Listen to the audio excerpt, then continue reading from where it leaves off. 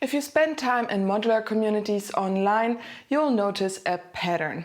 Someone posts their rec, gets feedback, buys the modules, and 6 months later, several of those modules are back on Reverb, listed individually, often barely used. Not because the modules are bad, not because the person has lost interest, because the modules never added up to a system they actually could use. This happens constantly, and the reason it happens is almost never what people think it is. I want to talk about the specific mechanism behind it, because it runs through the entire ecosystem, and nobody in that ecosystem is particularly incentivized to point it out. Most people researching modular synthesis spend a significant amount of time on YouTube. And what YouTube serves you is overwhelmingly one thing: module demos. A musician at their case making sounds that are genuinely compelling, layered, textural, live, in a way that fixed synthesizers rarely are. The patch is impressive and the result is musical, and somewhere in the description, a list of modules. What's important to understand is that a significant portion of this content is sponsored, either directly by manufacturers paying for dedicated demo videos, or through relationships where creators receive modules in exchange for coverage. We all know that. That's not a criticism of the creators. It's just how the ecosystem functions commercially. So manufacturers need to sell modules, and sponsored demos are an effective way to do that. But the format has a specific bias built into it. A sponsored demo is designed to make one module look as desirable as possible in the hands of someone who knows it deeply. It's not designed to show you how that module fits into a coherent system. It's not designed to tell you whether you need it. It's designed to make you want it. And it works. The sounds are real, and the module probably is excellent. The problem is the question you're left asking after watching it. Do I want this? Is completely the wrong question. The right question is, does this serve the instrument I'm building? Those filters produce completely different answers, and the demo is optimized for the first one. YouTube is the most visible version of the problem, but it runs through everything. Forum recommendation threads are built around module names, not system logic. And someone asks what they should get for ambient music and receives 15 different suggestions from 15 people with 15 different systems. Every recommendation is genuine.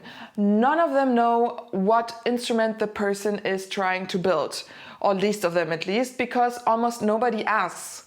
Modular Grid rewards visual completeness, a full case, recognizable modules, impressive HP counts. The feedback loop is about what's in the case, not whether the case functions as a coherent instrument. The result is an ecosystem that is extraordinarily good at generating desire for individual modules and almost completely silent on the question that actually determines whether a system works. Again, what instrument are you building? And does every module in that case serve that specifically? That question doesn't generate compelling content. It doesn't benefit anyone commercially, so it doesn't get asked. And the person who followed every recommendation, watched every demo, researched every module, ends up with a collection of individually good decisions that never added up to anything they can actually play or which suits their workflow. The musicians who build systems that become real instruments have one thing in common. They answered a different question before they bought anything. Not which modules do I want? What instrument am I building? Again, what is its primary function? Is it a voice synth, drums, FX processor, or hybrid, or whatever? How does it connect to the music I already make? And what does it do that nothing else in my setup does? What will I not try to make it do? That question, asked and answered before a single euro is spent, changes every decision that follows. The modules you evaluate, the ones you skip, the HP allocation, the budget split between sound sources and utilities, whether you need a hardware sequencer or a MIDI interface, and without it, every decision gets made in isolation against the wrong filter. And that's how the reverb listings happen. Not bad taste, not insufficient research, a collection of individually good modules that were never selected as a part of an instrument that is coherent. The previous 3 videos in the series each cover one piece of what working around it looks like in practice. Asking what instrument you're building before you look at a single module. Evaluating individual modules against your specific context rather than against general reputation. And auditing a rack for structural completeness before spending anything. Those are not separate topics. They're all answers to the same underlying question that the ecosystem consistently skips. Here's the practical version of what changes. The next time you watch a module demo, and you will because the content is genuinely good, watch it as a research for a function you've already identified, not as a source of desire. The demo doesn't change, the module doesn't change. What changes is the question you are asking. Does this serve the instrument I'm building?